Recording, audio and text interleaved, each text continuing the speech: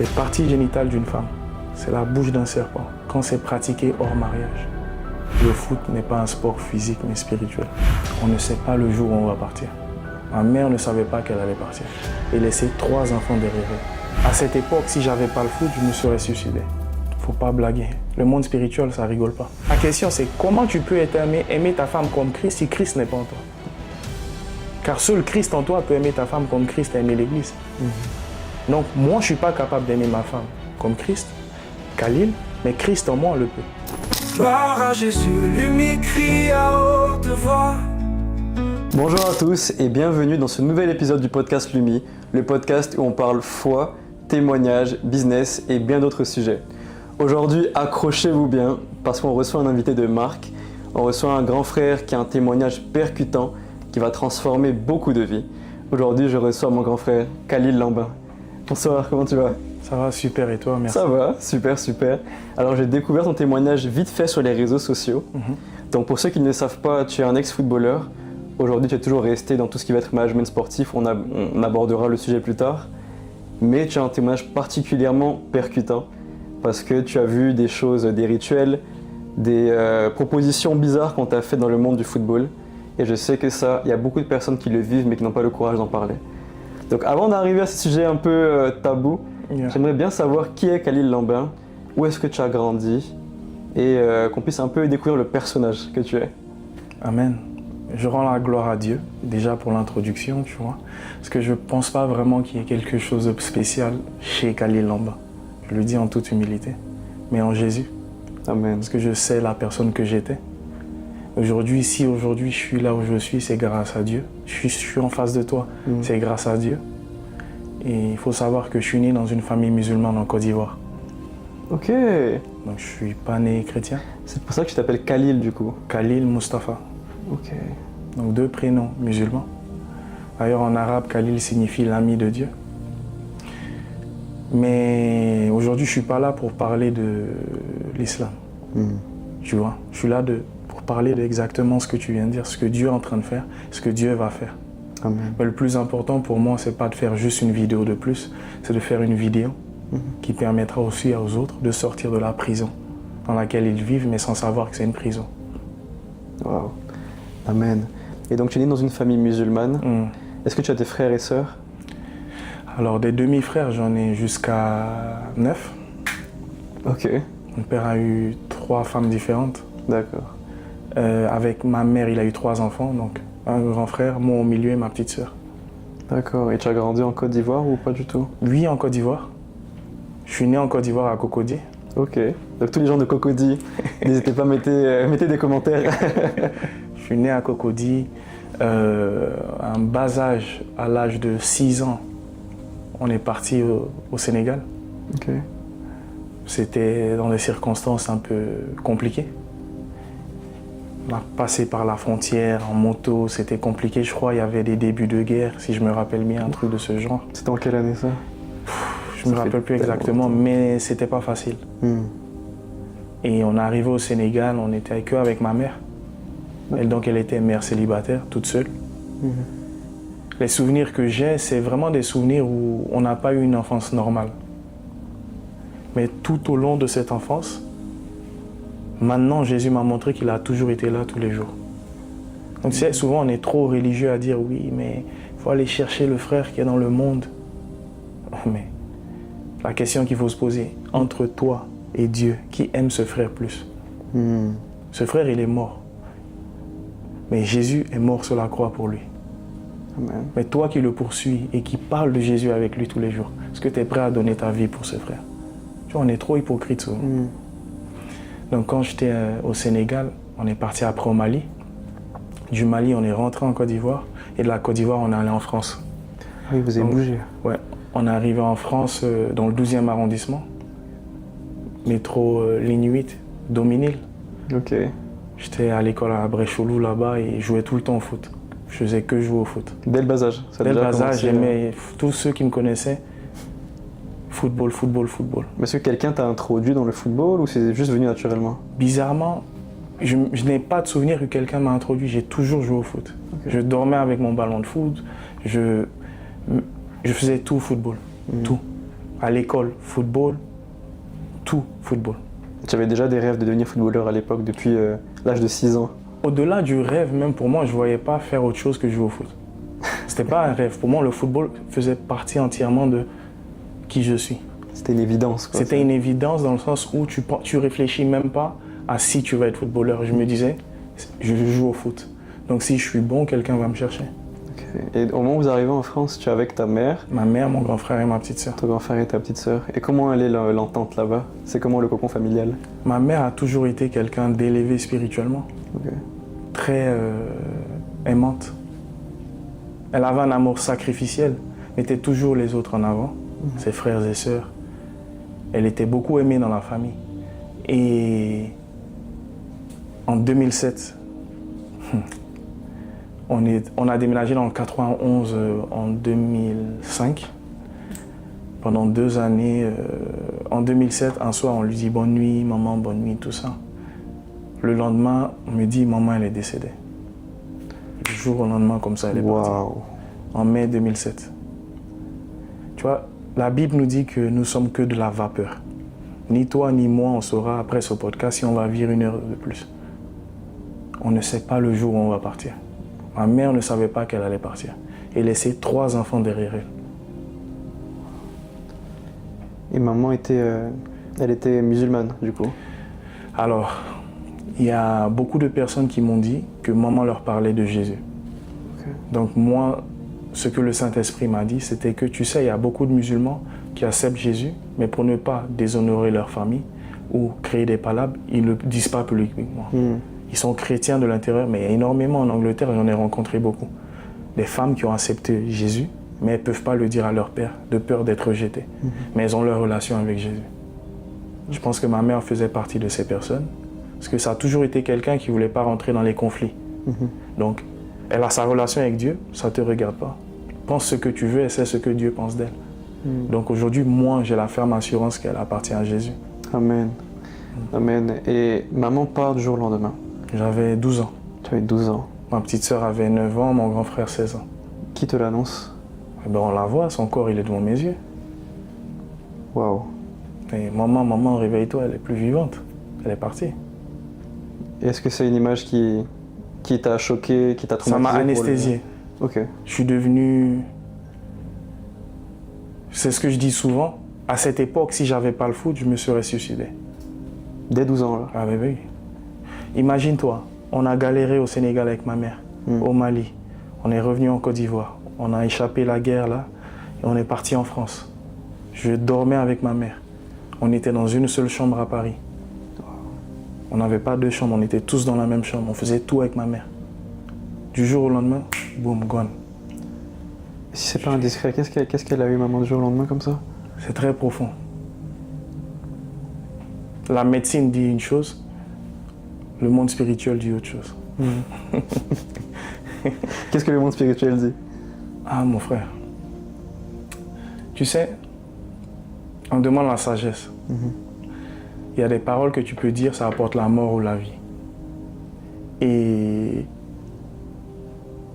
quand tu ne vis pas un certain mode de vie, tu peux avoir une mort prématurée. Et c'est ce qui s'est passé. C'est quelqu'un qui marchait avec Dieu dans son cœur, mais il y a eu des portes qui étaient encore ouvertes dans sa vie. Et le diable, il vient pour égorger, pour voler. Et il n'a pas de pitié, il ne va pas dire « Ah, elle a 3 enfants, je vais l'épargner ». Il vient, il chicote et il part. Il ne faut pas blaguer. Le monde spirituel, ça rigole pas. Donc là, tu l'as découvert assez tôt, en fait, dès 12 ans. À 12 ans, j'ai pris conscience que si elle est capable de partir comme ça, mais je ne peux pas compter sur un être humain, quoi. Ouais. Donc, je n'ai même pas cherché Dieu, je me suis réfugié dans le football. Et est-ce qu'à 12 ans, tu avais déjà une notion du spirituel? Pas vraiment, mais ça a démarré 2 semaines après son décès. C'est le déclencheur un peu. Ce déclencheur, c'est qu'on est venu en Côte d'Ivoire pour son enterrement. Donc c'est un délire. Hein? Voir le corps de ta mère dans un cercueil, monter dans un avion, toi aussi tu montes dans l'avion, vous allez en Côte d'Ivoire pour l'enterrement. C'est un délire, je te dis. C'est chaud. Et tu arrives en Côte d'Ivoire, tu vois, les gens ça pleure, mais les gens qui pleurent, tu sais que c'est eux-mêmes qui l'ont fait. C'est plus tard que le Saint-Esprit me montre, tu vois. Hmm. Et on arrive, on va à l'enterrement. Et tu sais, aux enterrements, là, il y a souvent différentes personnes qui sont là. L'une des personnes dont je parle, elle est dans cette pièce. C'est pour ça que je pense que Dieu voulait que cette personne soit là ce soir. Donc de l'enterrement, beaucoup de choses se déclenchent. Dieu comprend que si moi, Khalil, je rentre à Paris, je vais mal finir. Parce que la plupart de mes amis finissent drug dealers, tu vois. Wow. À Paris, c'était des mauvaises fréquentations. Tu vois, les mecs de cité qui jouent au foot et tout. C'est ça. Et surtout dans le 91, c'est ça. Je jouais pour le CS Bretigny. Coucou au mec du CS Bretigny, un de mes frères avec qui j'ai joué, Freddy Drogba. Ok. CS Bretigny. C'est un ami depuis l'enfance, on a joué ensemble là-bas. Donc, en Côte d'Ivoire, après le funérail, au lieu de rentrer, Dieu me dit non, toi tu vas aller à l'Académie Jean-Marc Guillou en Thaïlande. Mais ça se passe par la connexion d'un de mes oncles. Je vais taire son nom parce que je veux pas qu'il pense. Je pense pas qu'il veut que je dise son nom. Mais comme je dis, il est dans la pièce ce soir. Et il connaissait très bien feu Coach Lambert. Coach Lambert qui est plus ce monde. Et ils ont parlé, il a vu mon potentiel, il a vu que j'avais des qualités. Donc je suis allé en Thaïlande. D'abord à l'Académie du Mali. Et du Mali, je suis allé en Thaïlande. À l'Académie Jean-Marc Guillou. Donc vous connaissez Jean-Marc Guillou qui a formé Yaya Touré, Kolo Touré, tout ça. Donc j'entre en Thaïlande. Ce qui me permet de parler thaïlandais et d'évangéliser en thaïlandais aujourd'hui. Mais non, jusqu'aujourd'hui? Jusqu'aujourd'hui. Tu parles toujours thaïlandais? Oui, je parle 5 langues.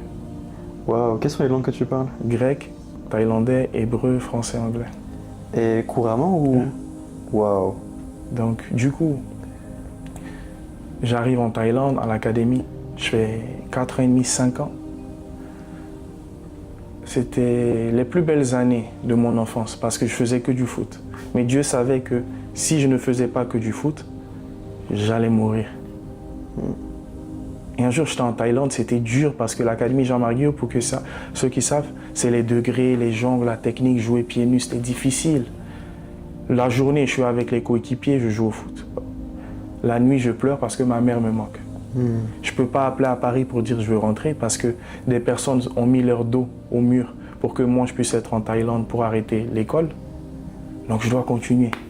Mais j'en ai marre parce que ma mère me manque. Et donc j'attends, je suis là. Donc un jour j'avais décidé de me tuer. En Thaïlande là-bas. Et tu avais quel âge à ce moment-là? J'avais 15 ans. Ok, 3 ans plus tard. 3 ans plus tard. Et qu'est-ce qui a fait que du jour au lendemain comme ça Parce que tu sais, le foot c'est super difficile. Les entraînements, c'est dur. Tu dois être constant. Et j'en avais marre, donc un jour, je marchais comme ça, je partais. Et je sortais de l'académie, je marchais le long et je vois un vieux qui vient de loin. C'est dans la contrée de Chonburi en Thaïlande. Un endroit où tu as une chance sur 1 milliard de croiser quelqu'un qui parle français. Il n'y a pas d'immeuble. C'est l'académie et des chanderies partout. Impossible que tu vois quelqu'un qui parle français. Et un vieux qui marche avec un buffalo et des sacs de riz chargés sur le dos du buffalo. Et moi, je passe à côté de lui, il me dit « Ah !» Il me parle en français. Il me regarde droit dans les yeux. Il dit « N'abandonne pas. » Waouh. En français. C'est un Thaïlandais qui t'a dit ça? N'abandonne pas. Je lui dis « Mais comment vous parlez français ?» Et là, ce qui se passe, quand il me parle maintenant, j'entends thaïlandais. Et il y a eu plein de témoignages plus tard, quand j'ai donné ma vie à Jésus, de personnes qui s'assoient sur le banc avec quelqu'un en Pologne, qui parlent avec la femme en français, mais la femme, elle entend polonais.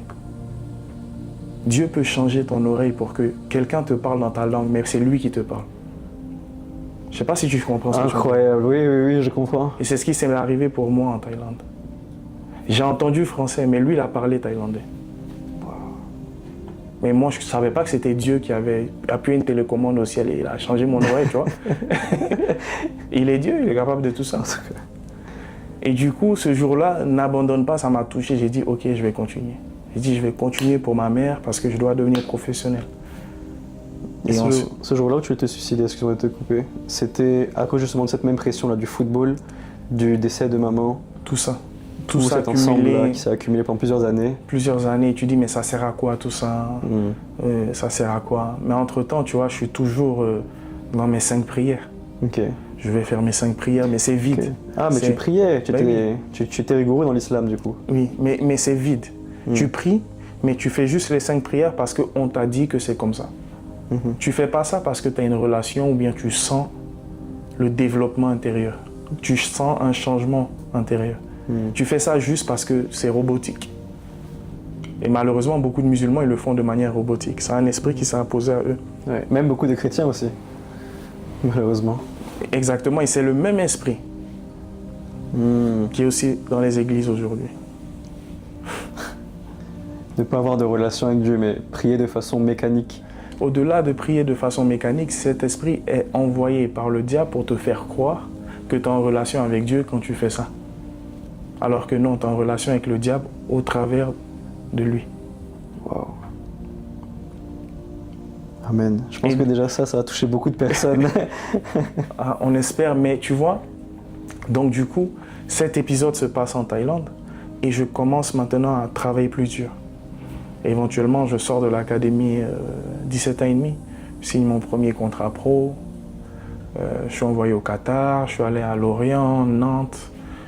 Et le premier endroit, c'est Qatar, du coup? Non, premier endroit, c'était... je suis allé en Angleterre faire des essais à Arsenal. Ok. C'est là que j'ai vu certaines réalités, des indemnités de formation. C'était pas possible d'y rester. Je suis retourné en Thaïlande, je suis allé en France, Lorient, Nantes. Et ton premier contrat pro que tu as signé? Mon premier contrat pro, c'était en Grèce, en première division. Et tout commence de là-bas. Je pète tout. Je mets 16 buts en championnat, 5 en coupe. J'ai Everton, Swansea, Sheffield United, Sheffield Wednesday qui veulent m'acheter. Okay. Et je fais le choix d'aller à Sheffield Wednesday parce qu'ils partaient de 3e division, 2e division. Donc moi, je me disais que si je signais chez eux, j'allais titulaire et après monter en Première Ligue parce que mon objectif, c'était de jouer pour Arsenal. Tu es un fan d'Arsenal, toi? Oui. C'est ton club préféré? J'étais fan, mais maintenant, je ne veux pas passer pour le radical ennuyé. Okay. Mais mon cœur appartient à Jésus et je prie pour Arsenal pour qu'il puisse rencontrer Jésus. Amen. Okay? Mais c'est là où j'arrive en Angleterre, dans les pays des Blancs, où je suis confronté à la réalité que le foot n'est pas un sport physique mais spirituel. Ouf. Alors, avant juste d'arriver à cette question-là, je vais te poser la même question que je pose à d'autres invités sur le podcast. Tu cites ton premier contrat pro. Qu'est-ce qu'on te propose concrètement dans le contrat? C'est un contrat évolutif. Ok. Et j'avais des primes de but. Par prime de but, j'étais à 1500 par but. 1500 € du coup, oui. Pour ceux qui ne savent pas. Voilà, par but. Salaire de base, j'étais à 12 net. Okay. Donc c'est dire que plus de buts je mets, plus je me rapproche des 20 nets. J'avais à l'époque 19 ans, 18-19 ans. C'était bien pour moi, je sortais de nulle part. Quelqu'un qui vivait dans une chambre salon avec sa mère à Paris, qui était en Thaïlande, j'étais bien. Et surtout à l'époque, tu pouvais faire beaucoup avec ça, tu vois. Ah oui. Et le vrai contrat que je vois devant mes yeux, c'est le contrat en Angleterre. Quand j'ai vu les chiffres, j'ai dit, ah ouais, ok. Là, c'est plus de la rigolade. Et c'est quoi qu'on te propose du coup en Angleterre? Là, ça va à plus de 600 000 l'année, quoi. Ok. Et du coup, tu l'acceptes? Oui, mais j'avais plusieurs propositions qui tournaient autour de ça, tu vois. Autour de ça, ok. Tournaient autour de ça, mais le problème, c'est que quand tu es mal entouré et mal conseillé, mal entouré, mal conseillé, et tu fais des choix parce que tu réfléchis comme quelqu'un qui ne demande pas à Dieu quoi faire. Donc au final, c'est inévitable que tu vas à l'échec. Et c'est inévitable. Hein. Peu importe ce que tu fais dans la vie, Jean dit, rien de ce qui a été fait n'a été fait sans la parole. Et ça, c'est Dieu qui dit ça. Et un jour, le Saint-Esprit me dit, Khalil, toi, tu vas faire tes courses et tu ne me demandes pas quoi acheter. Tu vois, ça te fait rire. Mais le monde dans lequel on vit m'a programmé de sorte qu'on dit, ça, c'est des petites choses que je peux faire moi-même. Alors que c'est dans les petites choses que Dieu veut être. Dans ton intimité la plus profonde. Même dans tes courses. Seigneur, comment je m'habille aujourd'hui? Qu'est-ce que j'achète avec les 100 €? Merci, tu m'as béni avec ça.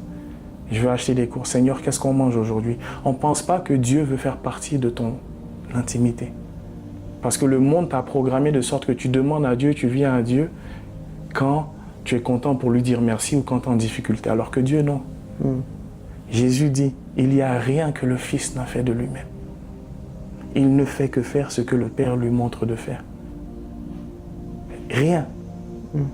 Rien de ce qui a été créé n'a été créé sans la parole. Tout ce qui a été fait. Donc si toi et moi, nous sommes des enfants de Dieu, et que moi j'ai choisi de signer dans un club sans Dieu, comment je vais réussir? Ça c'est clair. Mais à l'époque, tu n'étais pas entouré par des personnes? Pas du tout. J'étais encore musulman, j'étais livré à moi-même, j'avais un agent qui était véreux, qui pensait qu'à sa poche. J'avais beaucoup de talent. J'allais super vite, je courais à 2000 à l'heure. Souvent plus vite que le ballon, tu vois. Mais tu peux demander à tous les petits aujourd'hui qui sont toujours en première ligue, qui me connaissent, ah mais Khalil, qu'est-ce qui s'est passé avec toi? Je dis, écoutez, comme on dit, j'ai mis toute ma carrière dans le sexe. C'est le sexe. Un jour, Dieu me montre une image, que les parties génitales d'une femme, c'est la bouche d'un serpent. Est-ce que tu peux reprendre encore une fois? Les parties génitales d'une femme, c'est la bouche d'un serpent, quand c'est pratiqué hors mariage. Et tu injectes ta semence dans la bouche d'un serpent. Mais toi, tu ne sais pas que c'est un serpent. Tu ne sais pas que c'est Jézabel. Un serpent très venimeux pour ton destin. Et Dieu me montra ce jour-là, quand il m'explique que c'est la bouche d'un serpent, voici ce que je voulais faire avec toi dans le foot. Mais voici tout ce que tu as donné dans le sexe. Donc tu ne peux pas me demander pourquoi. Je t'ai donné, tu as tout donné. Mais par manque de connaissance, vu que tu ne savais pas que le sexe était une porte d'entrée dans ton âme, tu pratiquais ça en disant que tu es roco, tu es dur, tu enchaînes l'ego. Comme les jeunes y réfléchissent, mais ils ne se posent pas la question en se disant, tu es en train de te détruire. Parce que tu es créé à l'image de Dieu et à la ressemblance de Dieu. Et cette période-là de débauche sexuelle, elle intervient à quel moment exactement? Très tôt. Très tôt. Très tôt. Je perds ma virginité, j'avais 14 ans. Ok. C'est très tôt. Moi, j'ai jamais fumé, j'ai jamais bu. C'était ça, mon problème. Et ça, c'est du coup... Et ça plus t'es dans le foot. Ouais, là, t'as accès à tout. Donc t'as l'argent, t'as l'image, un peu la gloire. Les femmes, c'est facile. T'es pas vilain. Ouais. C'est facile. Ouais. Mais de tout, je te dis de tout. Ça va dans des trucs vraiment bizarres et sombres. Mais à cette époque, t'es aveuglé. Tu sais pas que c'est bizarre. C'est ça le vice de ce monde. Et moi, ça me brise le cœur, tu vois. Quand j'en parle, je dis, Seigneur, réveille les jeunes. Et réveille même les adultes qui comprennent à quel point ils sont dans une illusion. Quand tu dis des choses bizarres et sombres, c'est-à-dire? Choses bizarres et sombres, c'est dire que tu couches avec une fille. Quand tu couches avec elle, tu te dis que tu as eu juste une relation intime. N'est-ce pas? Mais il y a eu un échange qui s'est passé. Cet échange, elle a pris une partie de toi et toi une partie d'elle. Je te pose une même question. Pourquoi les familles royales, ils choisissent méticuleusement avec qui leurs enfants s'accouplent? Je pense que c'est le hasard. Ils ont compris ce que je te dis là. Tu ne mélanges pas le sang royal avec du n'importe quoi. Mais pourquoi nous qui sommes l'image de Dieu, on mélange le sang qu'on a avec du n'importe quoi? Amen. Tu comprends ce que je dis? Oui. Si tu es créé à l'image de Dieu et quand tu regardes le miroir qui est la Bible et que tu sais que tu es créé à l'image de Dieu, tu ne peux pas te mélanger avec n'importe quoi. Les ténèbres et la lumière ne sont pas compatibles. Mais à cette époque, je ne savais pas. Donc je mélangeais tout ce qui était image de Dieu avec les ténèbres. Je me mélangeais. Jusqu'au jour, je finis un match. Après ce match, il y a un journaliste qui vient et qui me dit qu'il veut faire une interview parce que j'étais en Thaïlande, j'étais en Grèce, t'es encore jeune, mais tu as fait beaucoup de pays. Donc les fans veulent te connaître. Moi, je dis, il n'y a pas de souci, tu vois. Il me demande d'échanger les numéros. On échange les numéros. Et à cette époque, mon agent, je lui demande, il y a ce journaliste qui veut me parler, je sais comment. Il dit, tu vas, tu fais l'interview, comme là, comme on est là, mais parle pas. Tu n'es pas content parce que tu joues pas, parce qu'à cette époque, je jouais pas. Parle pas de changer de club, reste concentré sur ton contrat. Donc on fixe le jour, j'arrive au rendez-vous, c'était dans un café posé dans une ville d'Angleterre. J'arrive, je lui serre la main, il me regarde droit dans les yeux, il me dit qu'il n'est pas journaliste. C'est un blanc, c'est pas un noir. Il me dit que lui n'est pas journaliste. Je dis, ouais, mais si vous êtes un agent, un président, je suis pas intéressé, quoi. Il dit non, nous gouvernons ce monde. Et si tu veux faire partir de l'élite, tu dois entrer dans l'élite. Je dis, mais oh. Tu vois, moi, à cette époque, je regardais les vidéos YouTube de temps en temps. Tu vas dire, ah, telle personne a vendu son âme, telle personne a fait ci. Mais pendant que ce mec me parle de ça, qu'est-ce que j'entends? La voix de ma mère. Ma mère était très spirituelle, comme je te disais. Et la personne qui est dans la pièce ce soir avec nous peut te dire ça. Il la connaissait mieux que moi. Moi, je l'ai connue que 12 ans. Lui, il a connu plus de 40 ans.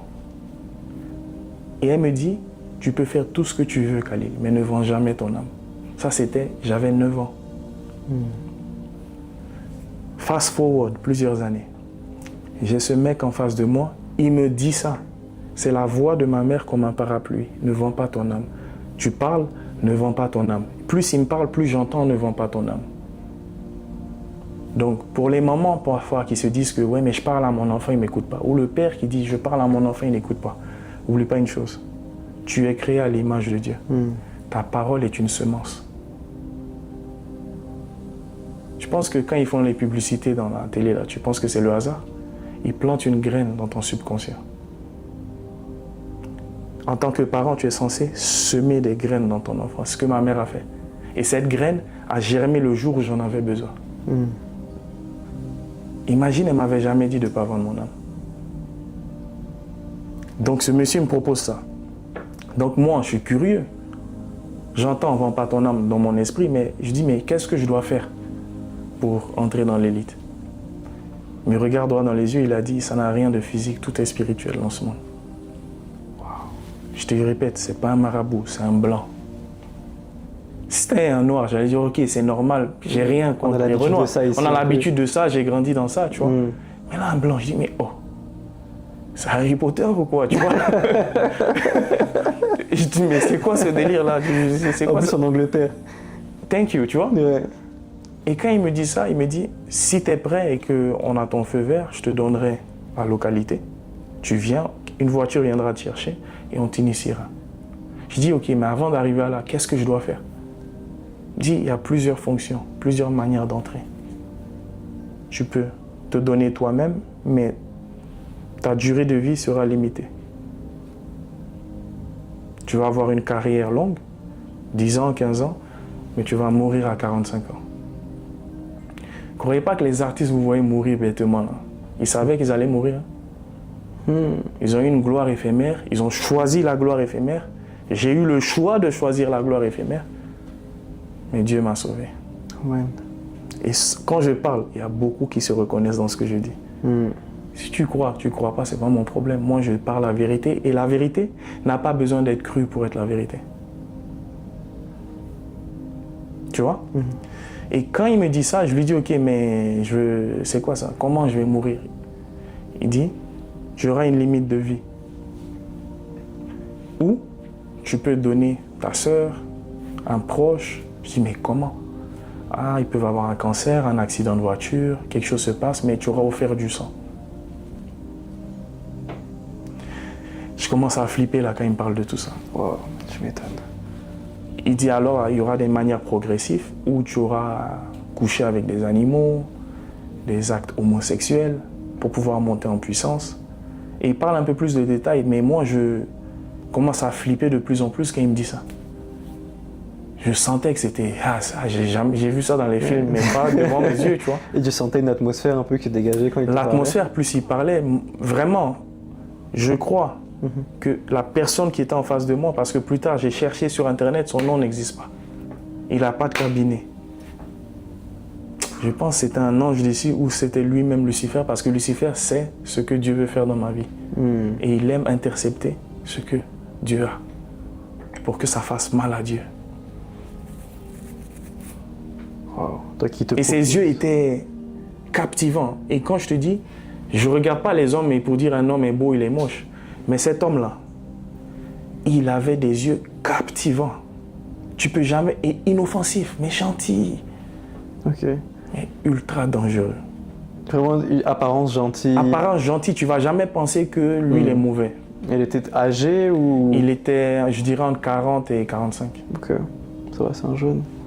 Jeune, mais pas jeune, quoi. Oui, jeune, mais pas très jeune non plus. Ouais. Mais c'est pas un homme de 80 ans, un sorcier de... Exactement. de Londres et de tu vois, 80 mais c'est ans. quelqu'un d'attirant. Ouais. Il va t'attirer.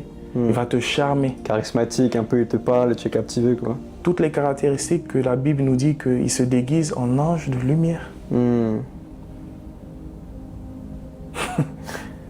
Et bien évidemment, je refuse. Parce que ma mère m'a dit, vends pas ton âme. Je lui dis, je ne suis pas intéressé. Que ce que vous me proposez, je préfère jouer ma petite carrière comme il faut. Et finir ma vie bien que de faire ça. Et là, il me dit, dans ce monde, if you want to be something, you have to give something. Tu veux devenir quelqu'un, tu dois payer le prix. Et ce qu'il dit là, c'est réel. Dieu a voulu te sauver. Dieu a payé le prix. Dieu a voulu me sauver. Il a tant aimé le monde qu'il a donné son Fils unique, afin que quiconque croit en lui. Quand on dit qu'il a donné, là, vous voyez que c'était sacrifice de poulet. C'était le sacrifice du Fils de Dieu. Le sang des sangs, l'ultime sacrifice humain. L'humain par excellence, celui qui n'a jamais commis de péché, offert pour toi et pour moi. Alors, si je veux, je n'ai qu'à prendre, si la personne est devenue satanique et il prend 7 milliards d'êtres humains et il met dans la balance le sang humain, ça ne vaut pas le sang de Jésus. Alléluia. Je ne sais pas si tu comprends. Amen. Tu prends tous les humains, tous les animaux, tout le sang que tu peux offrir à Baal, à Lucifer, et tu prends le sang que Yahweh a donné son Fils dans la balance. Il n'y a pas match. Est-ce que tu as un conseil à donner à un jeune qui aspire à devenir footballeur et qui passe par des périodes de réflexion? On lui propose certaines choses, mais il entend la voix de Jésus. Est-ce que tu as un conseil à lui donner là tout de suite? On dirait que tu es un peu prophète. Hein? Parce que ce que tu dis là, cette question, quelqu'un m'a posé ça ce matin. Cette question m'a été posée ce matin. Alors le conseil que j'ai donné ce matin, je le répète. Avant de penser à devenir footballeur, va devant Dieu. Dis, Père, tu m'as créé. Je ne me suis pas créé. Je suis dans ce monde que tu as créé. Que veux-tu que je fasse? Que veux-tu que je devienne? Et je lui ai posé la question. Tu as accepté Jésus? Il dit oui. Tu es esclave de Dieu? Oui. Depuis quand un esclave dit ce qu'il veut à son maître? On est allé dans le dictionnaire, je lui ai fait lire la définition d'un esclave. Et on a beaucoup d'églises aujourd'hui remplies de personnes qui ne sont plus des esclaves pour Dieu. Ils disent à Dieu ce qu'ils veulent. C'est très deep ça. Tu comprends? Oui. Donc, tu veux jouer au foot. Mais est-ce que c'est toi qui veux ou est-ce que c'est Dieu qui veut? Parce que le foot, avec toutes les infrastructures, ce qu'on a pu faire en Angleterre avec l'évangélisation, j'ai baptisé beaucoup de footballeurs, on va en venir plus tard. C'est le même principe. Je leur dis, tu veux rester dans le foot, il faut que d'abord tu appartiennes à Dieu, que Dieu te donne ton mandat. Va être un disciple dans le monde du foot. Parce que si tu vas dans le foot sans Jésus, you are dead. Il y aura forcément un sacrifice, donc il vaut mieux accepter le sacrifice de Jésus. Il y aura forcément quelque chose à faire. Mais subtil, hein? Un badge, Manchester United, sur leur maillot, ils disent qu'ils sont les Reds Devils. Tu penses que c'est le hasard? The Black Diamonds. Pourquoi ils se donnent ces noms? The Bohemian Clubs. Pourquoi ils se donnent ces noms? Parce qu'ils veulent juste se donner ces noms? Non, parce que c'est subliminal. Et je te disais en dehors des caméras, ce qui me tue, c'est que le chrétien ne croit pas ça. Mais ils croient au sacrifice de Jésus. C'est de la stupidité, désolé. Tu ne crois pas que des gens tuent des humains pour la gloire, mais tu crois que Dieu a donné son Fils en sacrifice humain et tu ne crois pas que l'opposé existe. En tout cas. Mais réfléchissez. Ouais. Le diable copie tout ce que Dieu fait. Et malheureusement, beaucoup sont offerts en sacrifice sans qu'ils savent que c'est un sacrifice. Réel. C'est triste. Mais ça m'a marqué tout à l'heure parce que tu parlais de donner en sacrifice quelqu'un d'autre. Ouais. Donc tu peux choisir de sacrifier quelqu'un d'autre que toi. Yes. Et spirituellement, c'est un mandat qui est légal, quoi. Of course. Et you know why?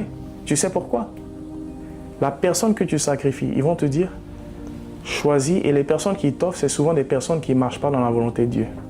Donc elles appartiennent au diable. T'as capté? Ouais. Si tu n'es pas un enfant de Dieu, tu es un enfant du diable, mais tu ne sais pas que tu es un enfant du diable. Je te disais aussi en dehors des caméras, beaucoup disent être chrétien. Mais être chrétien, c'est facile. Mais être enfant de Dieu, va demander à Joseph si c'est facile. Va demander à Jésus qui était sur terre si c'est facile. Ils l'ont botté sur la croix, crucifié, craché dessus. Il peut claquer des doigts, il va avoir 1000 milliards d'anges qui vont venir le sauver. Il pleure, il dit, Père, pourquoi m'as-tu abandonné? Pardonne-leur, ils ne savent pas ce qu'ils font. Toi, petit problème, tu dis, je ne peux pas lui pardonner, elle est trop méchante. Ouais, mais c'est toi, matin, midi, soir à l'église. Je ne suis pas en train de juger, je parle des faits réels. Ah, c'est réel, tu as raison. Tu as raison. Je ne sais plus où on en était. Pour revenir un petit peu aux propositions qu'on t'a faites. Ouais. Donc si je résume, il t'a dit donner en sacrifice un membre de ta famille. Yeah. Donc tu as bien expliqué que pour avoir un mandat légal spirituellement, il faut que la personne ne marche pas forcément dans la volonté de Dieu. Yes. On t'a dit aussi, quoi d'autre encore comme proposition? Donc du coup, tu te donnes toi-même, Toi-même. ta durée de vie va diminuer. Mhm. Tu ensuite vas et fais des actes sexuels à coucher avec Des animaux. Homosexuels, ta maman si elle est encore en vie. Ta maman. Parce qu'ils te disent que la porte qui t'a permis d'entrer dans ce monde, c'est une porte que tu dois profaner. Parce que si tu la profanes, ben, tu ne peux plus aller au ciel. Waouh. C'est-à-dire c'est une porte que tu rentres, mais il n'y a plus d'exit. Est-ce que vous savez ce que c'est le sexe? Les gens ne savent pas ce que c'est. Mais en parlant du sexe justement, il y a beaucoup de jeunes athlètes, parce que je jouais au football aussi moi avant, et je croisais beaucoup de jeunes footballeurs qui ont ce problème-là justement récurrent. C'est toujours le même problème. Yes. Parce qu'en général, les athlètes ont quand même une hygiène de vie qui est correcte. Yes. Donc alcool, drogue, cigarettes, etc. Ils mettent de côté. Mais les femmes, c'est la kryptonite un peu, c'est ce qui tue un peu tout le monde. Exactement. Aujourd'hui, je sais qu'il y en a plein qui vont regarder la vidéo dans différents sports, que ce soit le basket, football et autres, qui ont ce problème-là. S'ils arrêtent le sexe, est-ce que tu penses que la main de Dieu peut les pousser plus loin dans leur carrière? Je te donne un exemple. Il faut que le self, comment on dit self en français? Le soi. Il faut que le soi meure sur la croix. Parce qu'il était impossible qu'à Lille, mes coéquipiers qui me voient prêcher, ils disent, mais toi, comment c'est possible? Même quand Kalen, qui t'a eu dans ton podcast, il dit, mais toi, c'est pas possible. Tout le monde sur la terre sauf toi. Parce qu'on sait ce qu'on faisait. Mais le jour où j'ai dit, Seigneur, je ne peux plus. J'arrive pas à arrêter. Montre-moi comment arrêter le sexe. Jésus m'a dit, tu dois mourir. Je dis, mourir?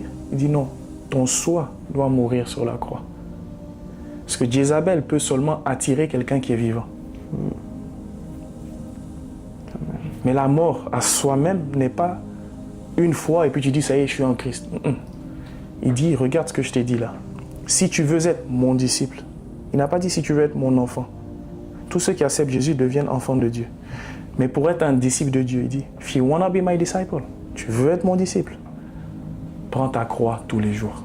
Mais ce n'est pas un trophée Champions League, ta croix tous les jours. Quand la chair, Seigneur, merci. Tu vois, la question que tu poses, quand tu es testé sexuellement, tu ne sais pas que le test vient dans un émetteur. Ton âme, c'est un émetteur. Et l'atmosphère, c'est pour ça que la Bible dit que Satan, c'est le prince de l'air. Il travaille l'atmosphère.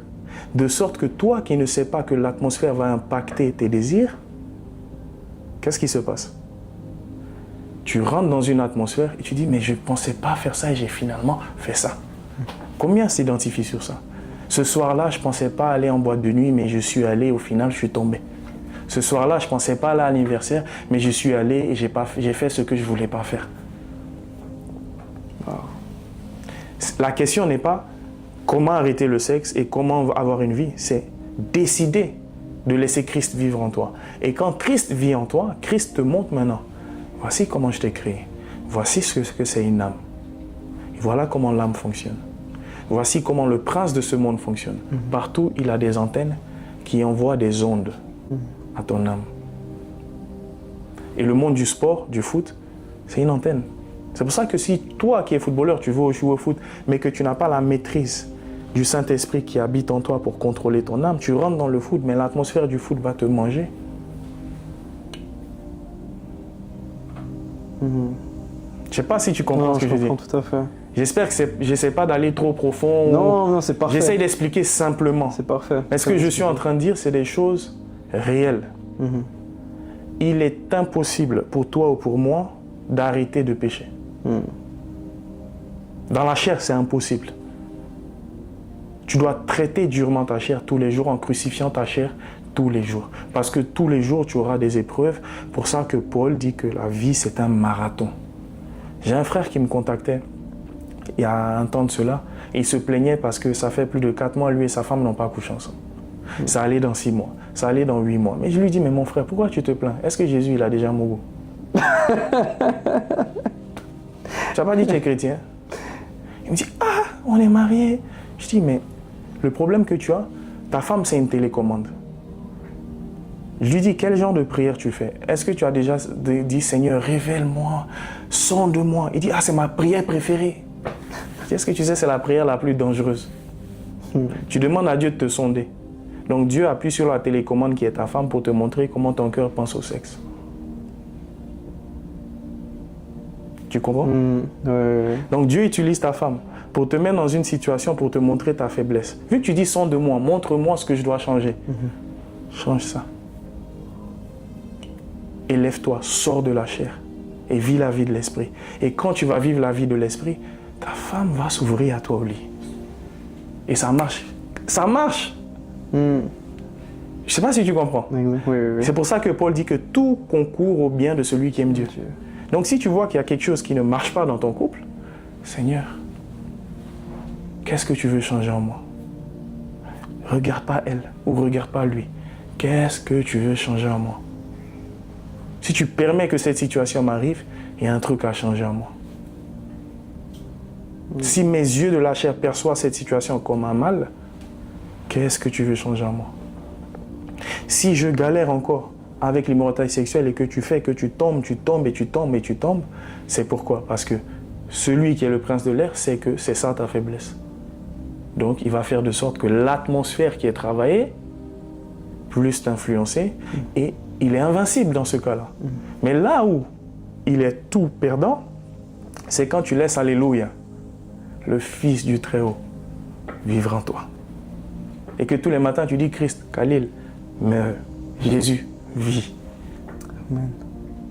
Là. Mais le sexe va t'attirer comment? Le sexe te voit et fuit. Parce que le sexe vient et dit, le Christ dit, Satan vient vers moi, mais il n'y a rien en moi pour lui. Mais si toi, il vient vers toi et le sexe est là, il va te donner le sexe. Est-ce que tu penses que l'atmosphère peut être créée par des personnes? Mais bien sûr.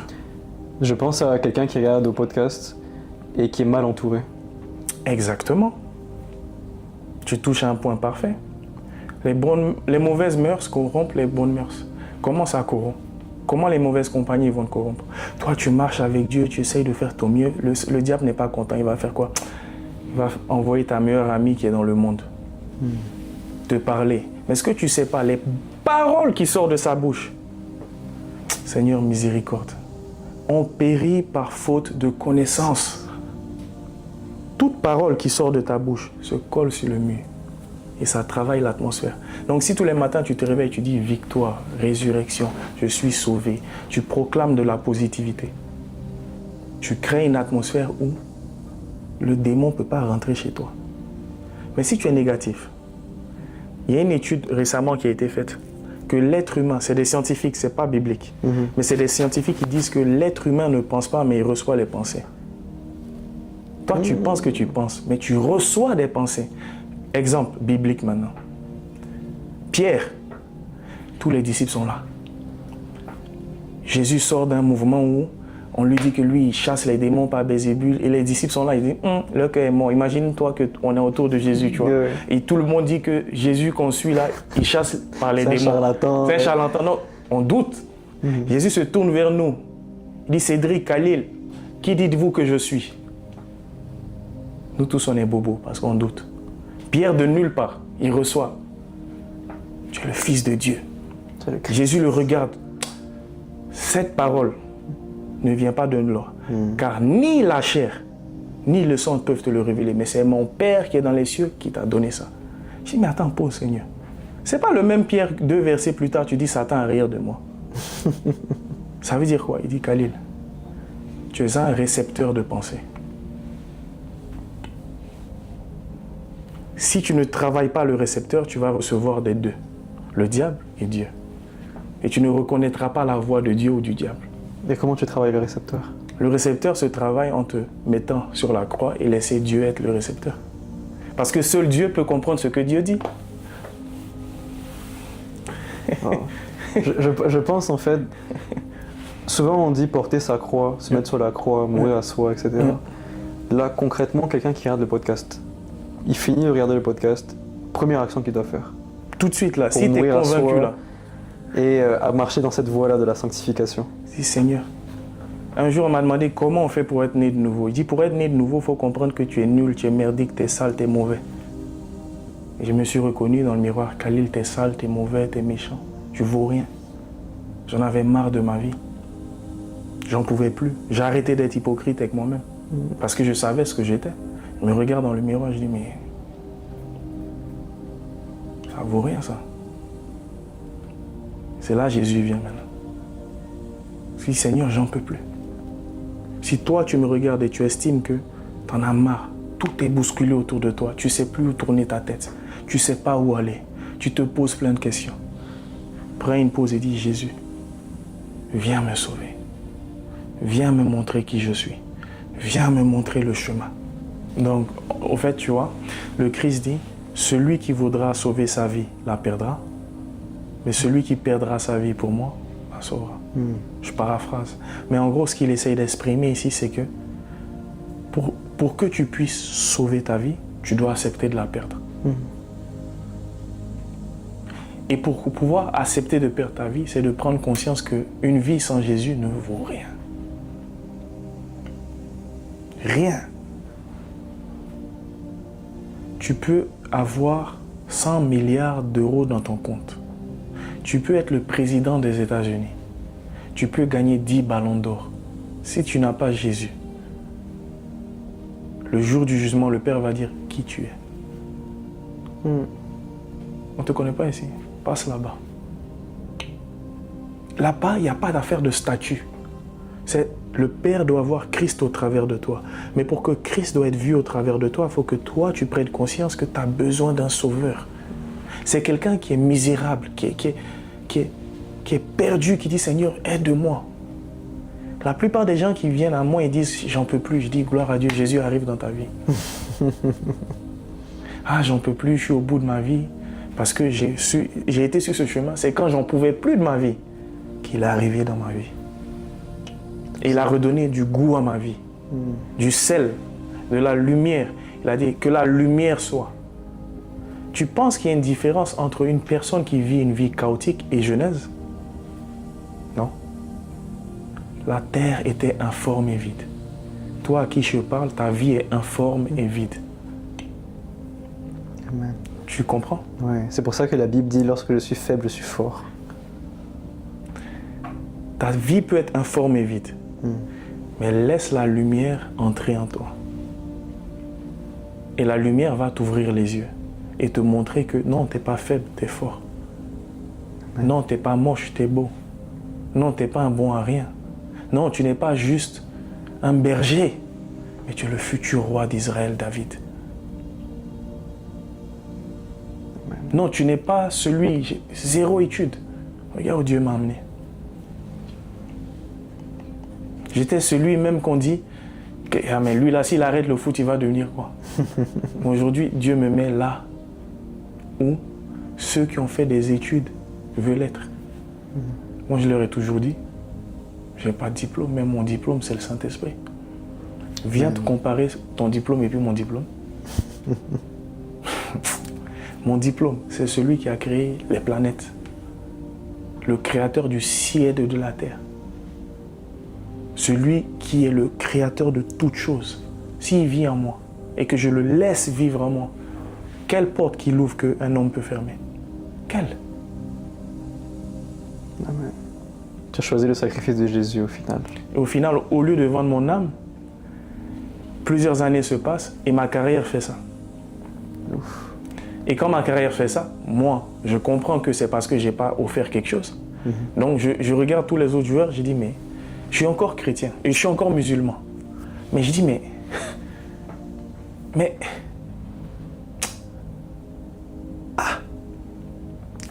comment je vais faire pour jouer à Arsenal? Parce que je sais ce qu'il m'a proposé. Comment je vais faire pour être le capitaine de la Côte d'Ivoire? Comment? Et je ne voyais pas d'issue de secours.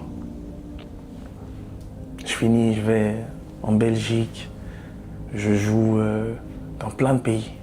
En Israël, à Dubaï, partout, Qatar. Ah oui. J'ai voyagé. C'est tout ça qui m'a permis de parler plusieurs langues. Mais je ne savais pas au fait que Dieu, il était en train de faire PlayStation dans ma vie. Même que je n'étais pas encore en Christ. Hein. Il m'envoyait ici pour apprendre la langue. Il m'envoyait là-bas pour apprendre la langue pour qu'aujourd'hui, il m'utilise. Écoute attentivement. Il dit, Moïse a été préparé dans toute la science des Égyptiens. C'est quoi la science des Égyptiens? C'est pas la sorcellerie? Si. Maintenant, imagine que tu as quelqu'un qui est allé à Oxford ou à Harvard et tu lui demandes de jeter un bâton. Dans sa logique, son intelligence, il va se dire c'est impossible qu'un bâton devienne un serpent. Mais Moïse qui a grandi avec les Égyptiens, il sait que les Égyptiens peuvent jeter un bâton et ce bâton va devenir un serpent. Parce qu'il a vu ça depuis qu'il est petit. Parce qu'il a grandi avec cette science. Donc il sait qu'un bâton peut devenir serpent. Donc le jour que Dieu le sort d'Égypte, Dieu le prépare en Égypte.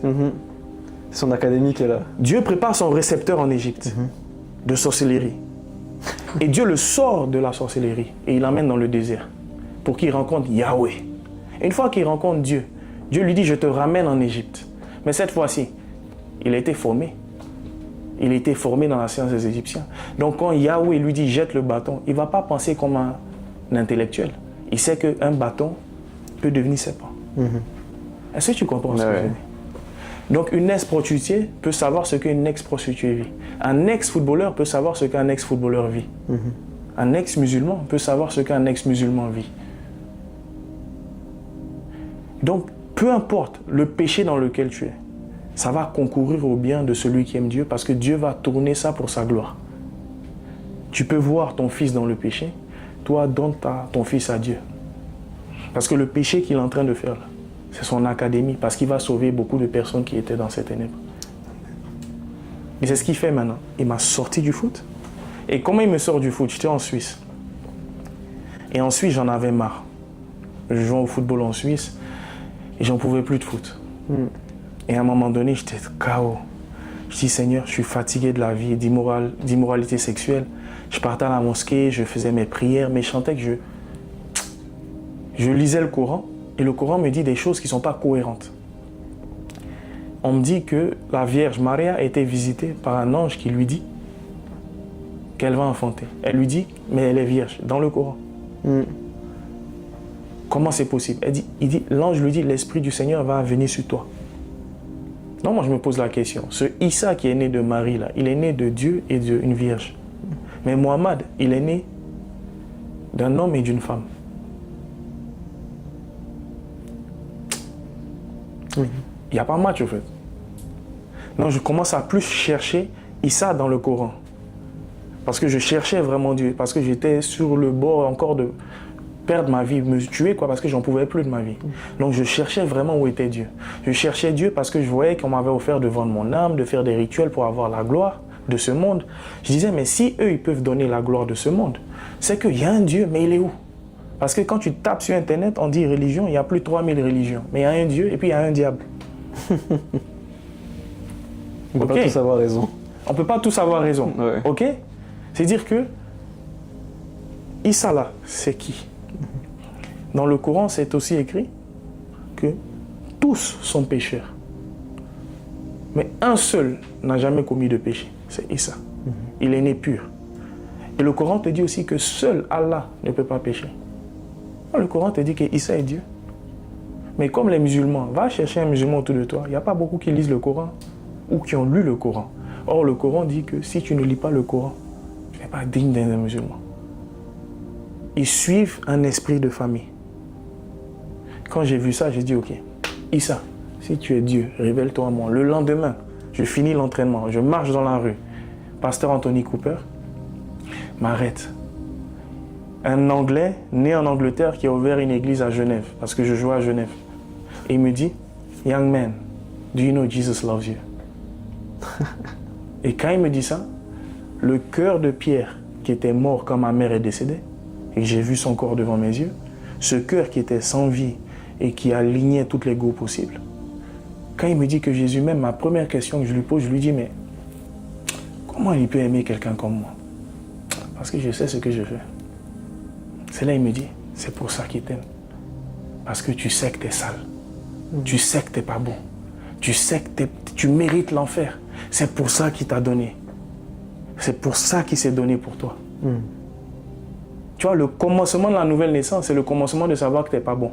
Il y a certains jeunes qui disent, je vais attendre d'être bien pour aller à l'église. Mon frère, il est venu sauver tout le monde par la grâce. Donc à ce moment-là, quand il me dit ça, tous les jours après l'entraînement, j'allais à l'église. Et il pompe la Bible dans moi. Il me pompe des versets. On lit la Bible, j'avais soif. On parle de Dieu, on parle de Dieu, on parle de Dieu, on parle de Dieu, on parle de Dieu.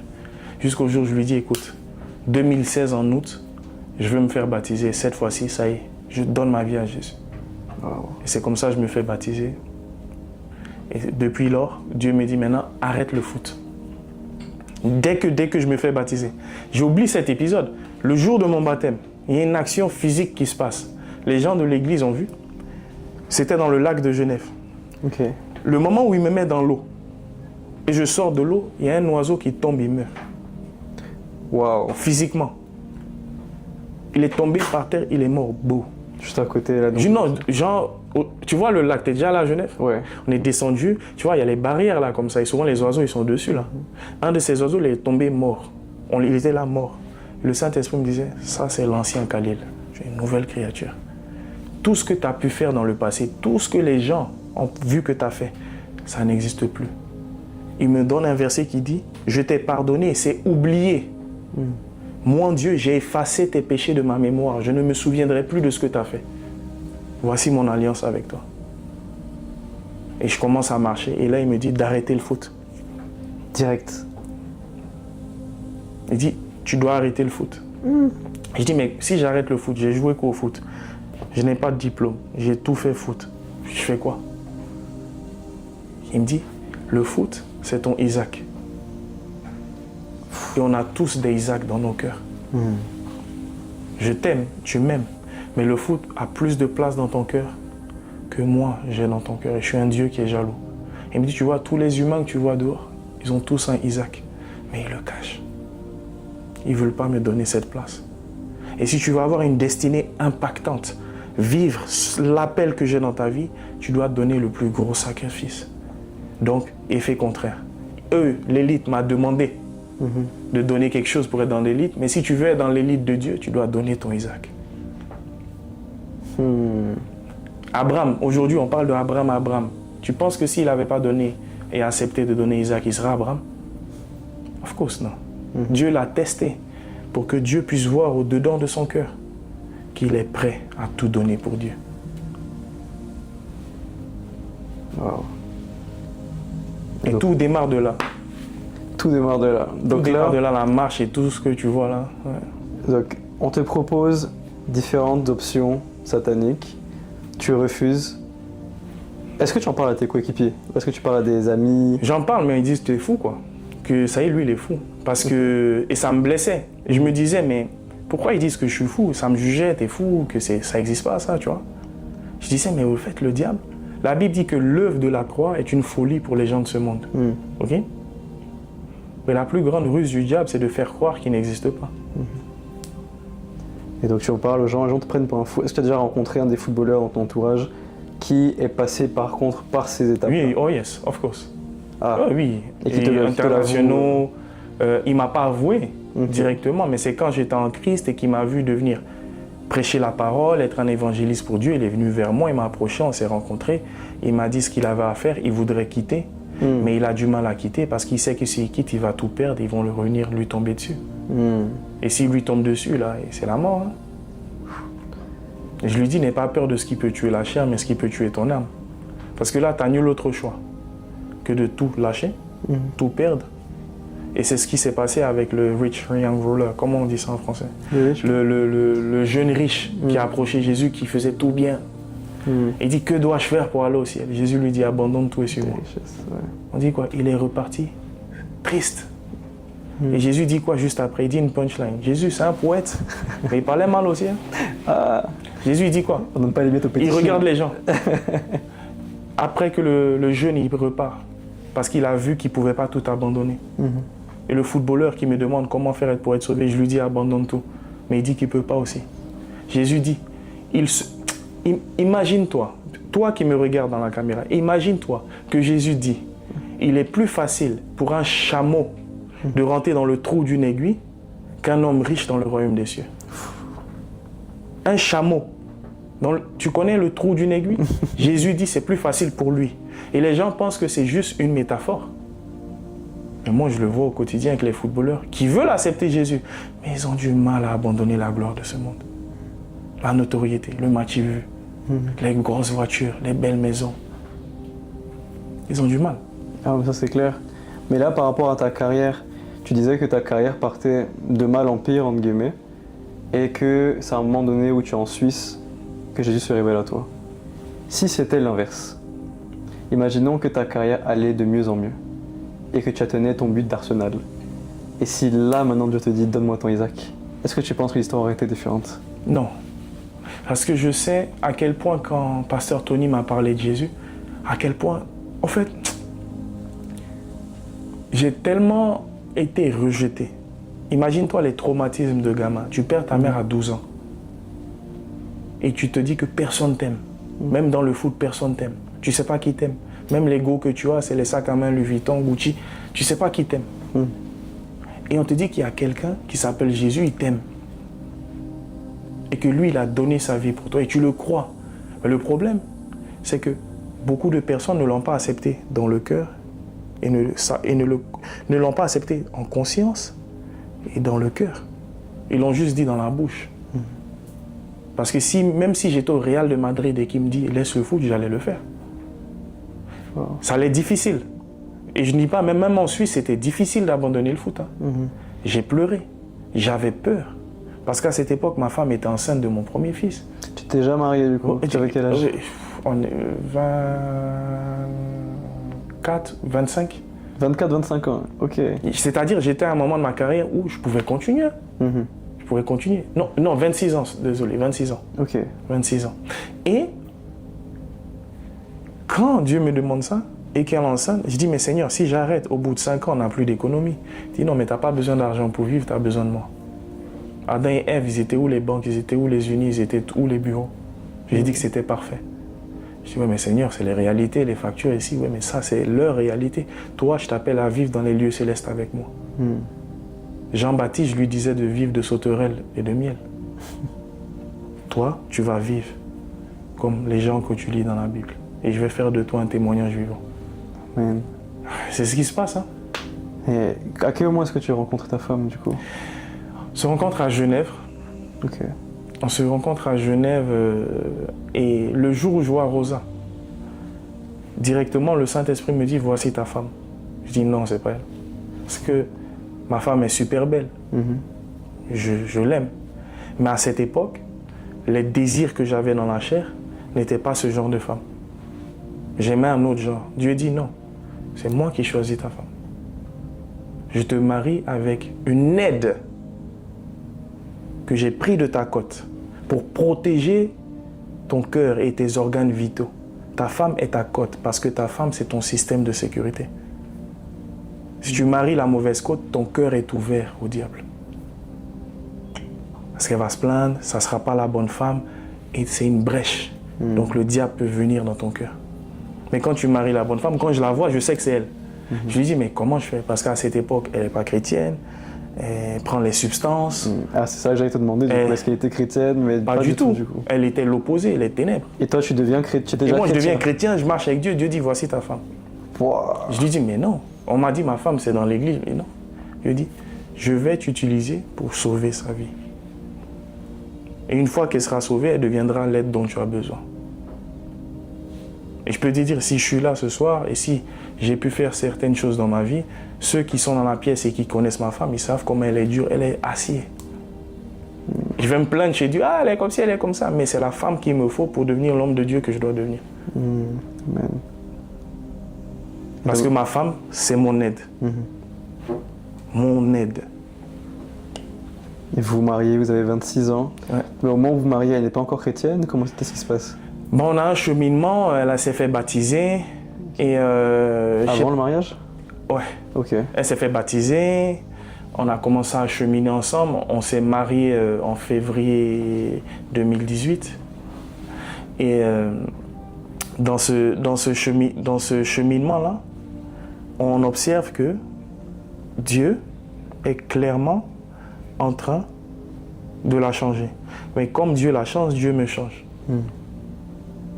Et plus elle change, plus moi je crois que Dieu est vivant. Parce que je sais de là où elle vient. Je sais de où je viens aussi. Donc, le faire aiguise le faire.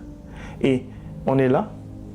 Au lieu de se rapprocher comme ça, on a fait ça. On se rapproche de Dieu. Et plus on se rapproche de Dieu, plus on se rapproche l'un de l'autre. Donc aujourd'hui, tout n'est pas parfait, bien évidemment. Mais j'ai compris et j'ai pris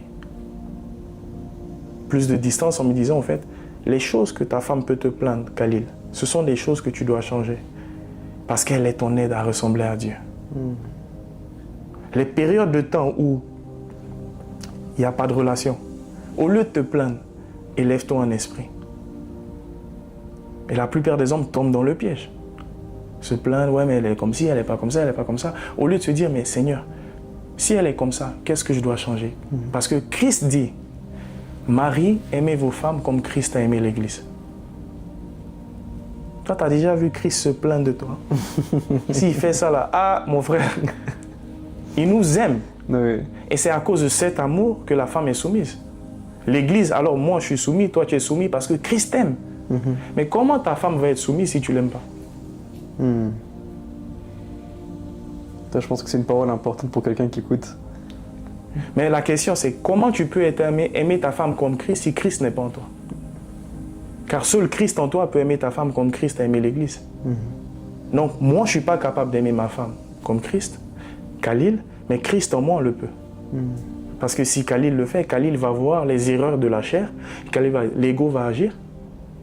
Je ne sais pas si tu comprends. On parle de beaucoup de choses, on va dans tous les sens. Non, là, mais c'est intéressant. Je sais que ça parle à beaucoup de personnes en fait. Okay. Je vais te demander d'ailleurs, mais comment est-ce que tu conseillerais à quelqu'un de... Comment dire ça? Quels sont tes conseils pour que quelqu'un trouve la bonne femme? Déjà, c'est de comprendre qu'il ne peut pas trouver la bonne femme, que Dieu a une femme déjà pour lui. C'est ça la question. Quand Abraham cherchait une femme pour son fils, est-ce que c'est son fils qui a choisi ou son père qui a choisi pour lui? Son père a choisi pour lui. Quand Jésus a cherché une femme pour Khalil, est-ce que c'est Khalil qui a choisi ou c'est Jésus qui m'a donné? C'est Jésus qui m'a donné. Toi-même, quand tu as choisi ta fiancée, c'est Dieu qui te l'a montré. Tu comprends? C'est dire que la question, ce n'est pas choisir la bonne femme. C'est Seigneur, qui est celle, déjà, avant même à qui est celle, est-ce que tu veux que je sois marié? Ça, c'est la première étape. Peut-être que Dieu veut que tu sois comme Paul. Et que tu passes pas au mariage et que tu vis une vie de disciple sans mariage. Et s'il veut que tu sois marié, alors la deuxième question, c'est Père, où est ma Ève?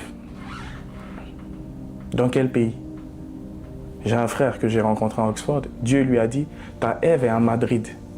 Il quitte Oxford, il s'en va, il rencontre sa Ève là-bas. Et ils sont mariés aujourd'hui. Ils ont 2 enfants.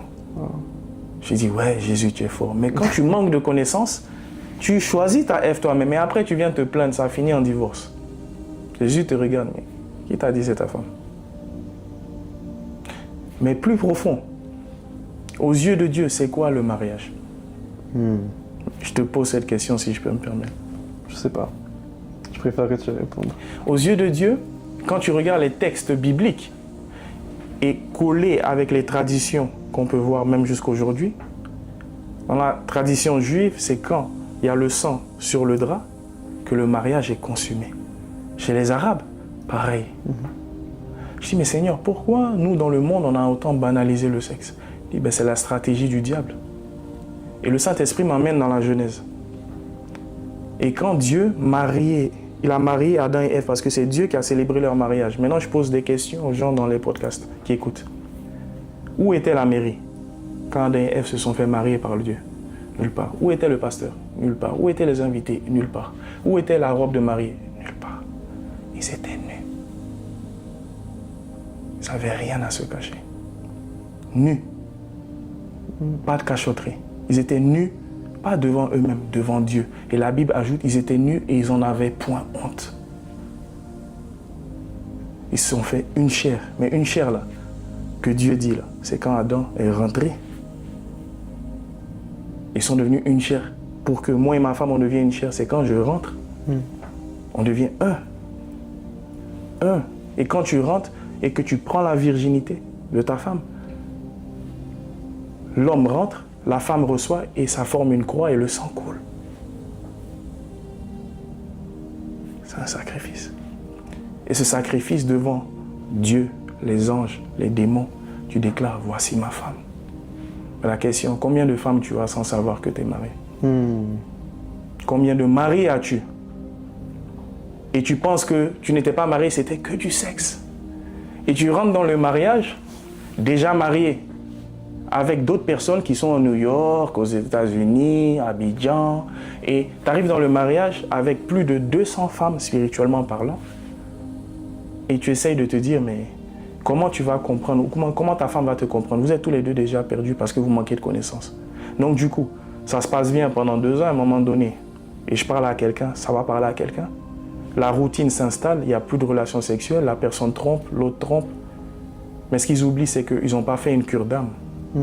Ils n'ont pas divorcé tous les esprits avec lesquels ils se sont accouplés pour dire, Seigneur, maintenant, je veux devenir un avec cette femme.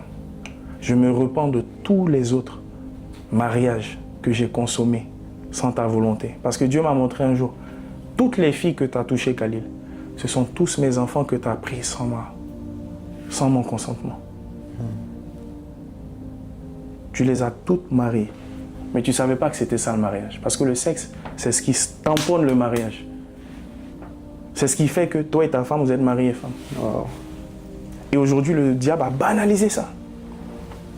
Parce que le sexe, ça devient une connexion d'âme. Vous devenez une chair. C'est pour ça que Jésus dit, l'homme qui s'accouple avec une prostituée, il est fou. Lui et elle deviennent une seule chair.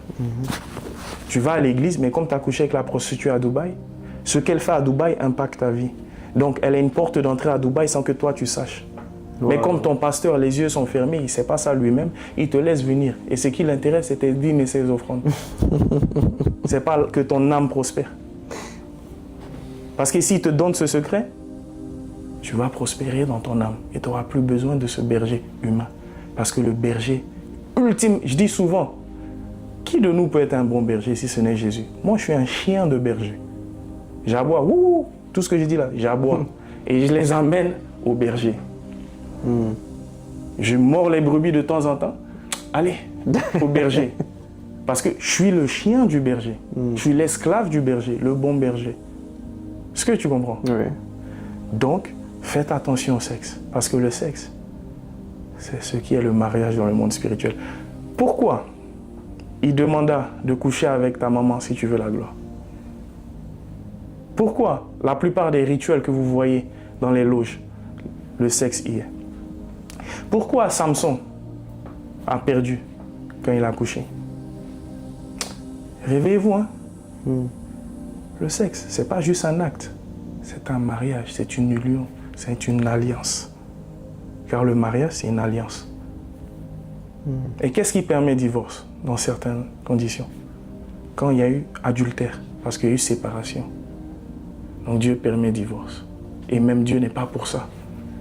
Tu comprends? Et aujourd'hui, du coup, tu as des enfants, si je comprends. 3 enfants. 3 enfants. Combien de garçons, de filles? 2 garçons et une fille au milieu. Là, garçon, fille, garçon. Ok. Et aujourd'hui, papa, du coup, si je comprends bien ton histoire, papa était un peu absent. Ouais. Donc maman et papa sont séparés assez tôt, ou qu'est-ce qui s'est Ils passé? n'ont jamais été mariés. Ils n'ont jamais été mariés, du coup. Donc il y a une séparation quand même assez tôt avec papa. Je ne sais Aujourd'hui, pas si je peux appeler ça une séparation. Tu sais, les parents africains, ils te disent pas... Tu les vois même, je me dis, mais comment je suis né au fait? Te demandes. Souvent, je réfléchis à ça, je dis, mais attends, tu vois pas d'intimité, mais ça y est, ils ont 10 enfants. Ah, ils font comment? Tu vois? c'est vrai, en plus. Tu vois ce que je veux C'est dire? vrai. Surtout dans notre coutume africaine, tu dis, mais ah non, les vieux, ils sont dangereux. Il est assis comme ça, mais il allume. Tu vois? Il y a trop de pudeur, alors que c'était des ninjas. Exactement, exactement. Et aujourd'hui, Ouais. comment est ta relation avec tes enfants? Alors, ma relation avec mes enfants, En tant c'est que comme papa, toi. dans les psaumes, Dieu dit, moi, tout ce que je dis, je ramène la Bible. Les psaumes disent que les enfants sont une lance dans la main du guerrier. Je dis, mais pourquoi tu parles en poésie des enfants comme ça? Il dit, tu es une lance, il est une lance. Vous êtes une lance. Si tes parents t'aiguisent bien, Jésus va t'utiliser. Mais s'ils t'aiguisent mal, tu vas être comme les dictateurs là. Une lance dans la main du diable ou une lance dans la main de Dieu. Parce qu'aujourd'hui, Dieu m'utilise comme une lance et ça perce les cœurs. La parole de Dieu perce les cœurs. Parce que j'ai été bien aiguisé. Donc mon rôle aujourd'hui, c'est d'aiguiser mes enfants. Parce que ce n'est pas mes enfants, mais ils sont en prêt et ce sont les enfants de Dieu. Et Dieu me demandera, qu'as-tu fait de ton fils, de ta fille et de ton fils?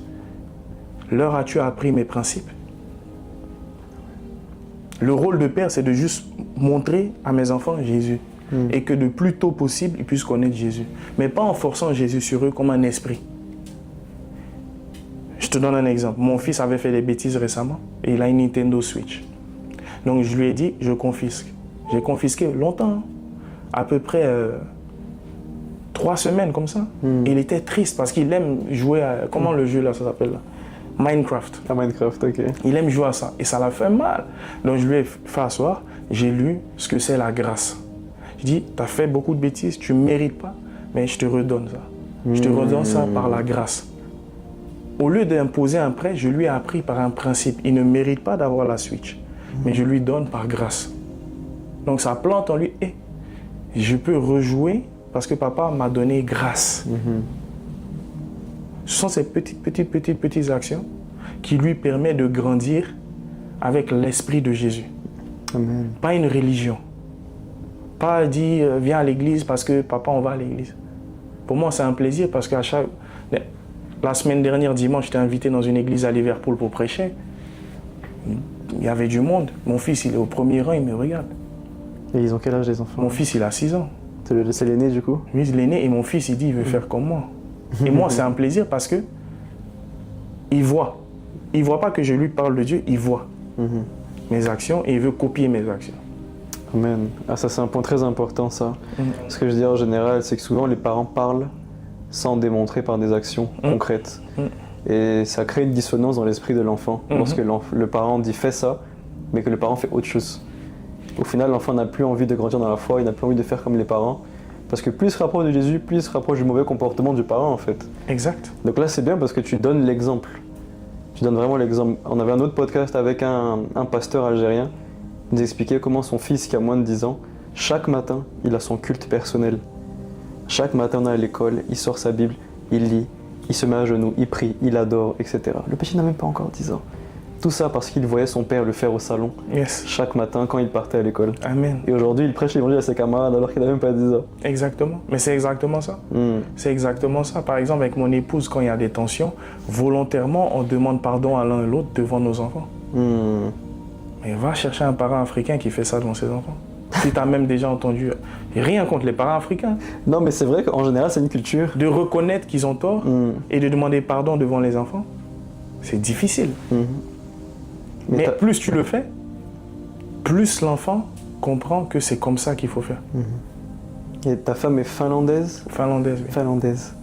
Et est-ce qu'il y a eu un choc culturel entre vous quand vous êtes- Oh my goodness. Le jour de notre mariage, j'avais ma famille qui vient et sa famille de Finlande et c'était à Oxford, dans une maison qu'on avait louée et il faisait froid. Je crois qu'il neigeait même. Enfin, c'était en février. Ok. Et mon fils était tout petit là. Et les Finlandais, chez les Nordiques, ils mettent les enfants dehors pour dormir dans le froid. Mais ils sont bien couverts. Ok. C'est comme ça. Et l'enfant, il n'a pas froid au final. Donc, ma sœur, elle voit l'enfant. Mais c'est des ouf. C'est quoi ça? C'était un peu, je sais pas, le film, si tu as vu, Qu'est-ce qu'on a fait au bon Dieu? Oui, oui. C'était la comédie, le mariage. Mais on rigolait. Et c'était... parce qu'ils ont vu ce que... nous, Africains, on a cuisiné et eux, les Finlandais, ont cuisiné. Donc, mon beau-père, lui, il a ramené de la viande d'ours parce que c'est un chasseur. Ok. Ah, ours, c'était doux. Ah bon, hein? Ah, c'était doux même. Ça a quel goût l'ours? Je sais pas comment te dire, c'est comme... Je sais pas, c'est doux. Est-ce que je peux manger ours avec à checker? Oui, en vrai, ça va bien le faire. Ah bon? Yes. Ah, c'est qu'on va tester un jour. Je vais venir visiter la Bien, Finlande. vous êtes bienvenus en Finlande. Et on va partir faire coucou à la famille là-bas. Exactement. Et pour ne pas prendre plus de temps, on va terminer le podcast. Mais avant de terminer, j'aimerais que tu donnes un dernier conseil à un jeune athlète qui rêve de devenir footballeur. Qu'est-ce qu'il doit faire concrètement là tout de suite? Je répète la même chose. Rêver de devenir footballeur, la question doit être posée. Est-ce que ton rêve est celui de Dieu pour toi? Est-ce que c'est ton rêve? Parce que le toi doit plus exister. Le premier problème qu'on rencontre, c'est que le moi doit mourir. Et ça doit être lui, Jésus. Donc, je ne veux pas mal conseiller quelqu'un en disant Dieu va réaliser tes rêves. Non. Dieu va réaliser ses rêves qu'il a pour toi, au travers de toi. C'est très différent de Dieu réaliser mes rêves. Parce qu'aujourd'hui, les rêves que Dieu réalise au travers de moi, qui sont ses rêves, mais moi, c'est un rêve que je vis au final. Là où Dieu me positionne aujourd'hui, ce que Dieu me donne, là on déménage en Finlande, toutes ces choses, je vis un rêve. Mais j'ai jamais rêvé de ça. Mais c'est lui qui m'a donné ça. Mais je vis ce rêve. Donc je te donne le conseil de laisser Dieu te montrer comme un Jérémie. Dis, avant que je te forme dans le ventre de ta mère, je te connaissais. Il a fait quoi avant ça? Il a élu quoi? Quel travail Jérémie faisait sur la terre? Il n'était pas encore prophète quand Dieu lui dit que tu seras prophète. Avant que tu étais même dans le ventre de ta mère, tu étais déjà prophète. Je te connaissais. Tu vois? Donc c'est la question, est-ce que Dieu veut que tu sois footballeur? Ou est-ce que c'est les circonstances, ou les papas, les mamans qui te disent va devenir musicien, tu vas avoir l'argent, on va sortir de la pauvreté. Fais ci, fais ça pour que l'argent vienne. Et beaucoup de parents vendent l'âme de leurs enfants sans le savoir. La pression familiale, c'est très grave. Je pense qu'on a tellement de choses à couvrir, sûrement. Quand tu viendras en Finlande, Avec on plaisir. fera une partie 2. Avec Parce plaisir. qu'on n'a même pas couvert le reste, mais ça suffit déjà. Avec plaisir. Mais aujourd'hui, dernière question, parce que là tu as encore titillé ma curiosité. Qui est Khalel Lambin? Qu'est-ce que tu fais au quotidien maintenant? Waouh! Jusqu'à présent, j'étais un évangéliste dans le monde du football. Je gagnais des âmes dans le monde du football. J'étais invité de conférence en conférence, d'église en église en Angleterre, Kenya, aux États-Unis, Canada, voyager le monde pour prêcher Dieu, c'est un rêve. Et pendant ces voyages-là, je rencontre une personne qui est président de club, qui me dit que la position de directeur sportif a été vacante, la personne directeur sportif a quitté, et il me demande si je peux le remplacer. C'est un top club. Et aujourd'hui, je dis, mais si le jour où Dieu me demande d'arrêter le foot, il m'avait dit c'était comme ça allait être, j'allais arrêter direct. Mais vu que je n'étais pas au courant que ça allait être ainsi, aujourd'hui, c'est ce que je fais. Dieu me ramène dans le foot. Après avoir m'a fait sortir du foot, Dieu me ramène dans le foot dans une position d'autorité où je peux ramener le maximum de personnes à lui. Amen. Donc au moment où tu arrêtes le football et jusqu'à maintenant, comment tu travaillais? Qu'est-ce que tu faisais? Ce que je faisais, j'ai été à NHS, j'ai travaillé en tant qu'assistant infirmier.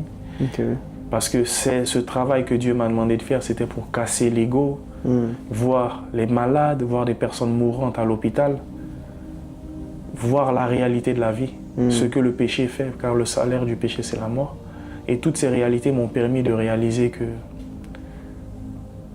Dieu est vivant. Mais tout au long de cela, c'était 3 années de préparation et après ces 3 années où j'arrête le foot, 36 mois, le Covid commence.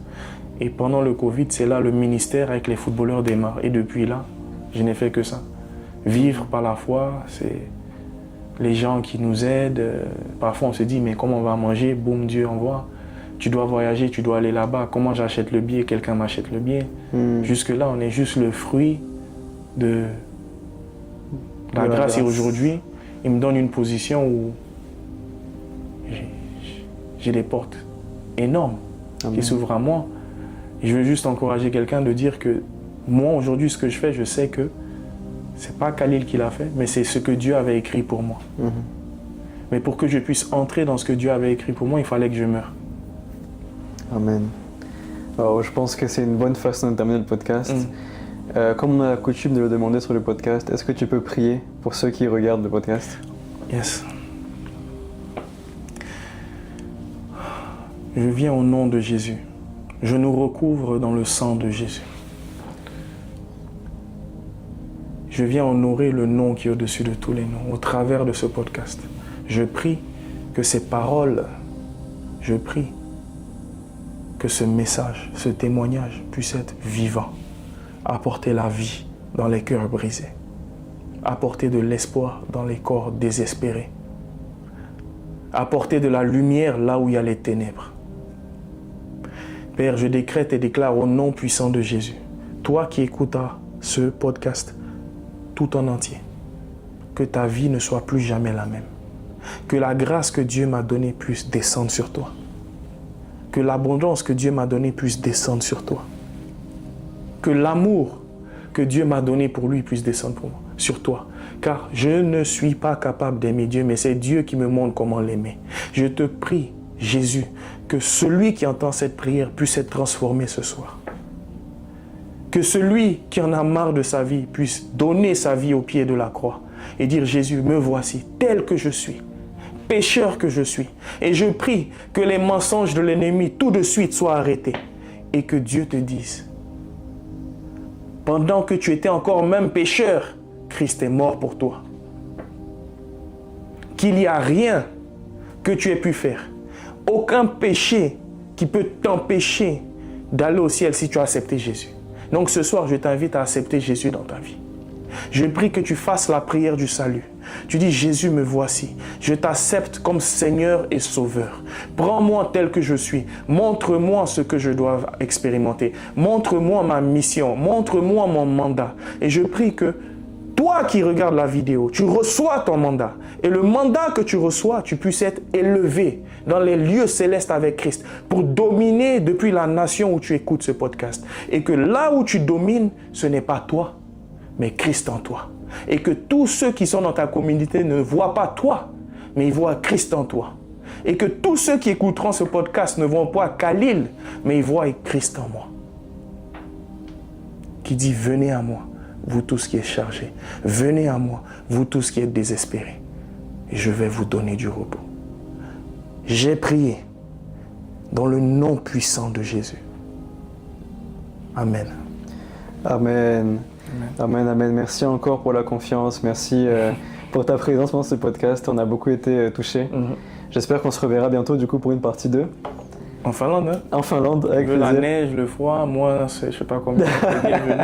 Ça va changer d'Abidjan en tout cas. Ça fera plaisir même de filmer au stade et tout. Vous êtes les Avec- bienvenus. Merci beaucoup en tout cas. Je te dis à très bientôt. Merci à vous d'avoir regardé la vidéo. N'hésitez pas à liker, à commenter, à vous abonner, à partager autour de vous. Je sais que cette vidéo peut faire beaucoup de bien à beaucoup de personnes. Donc si vous voulez changer la vie de personnes, n'hésitez pas à partager cette vidéo à ces personnes-là. Bonne soirée à vous et à très vite. Gloire à Jésus, lui crie à haute voix, tous ensemble en harmonie de foi.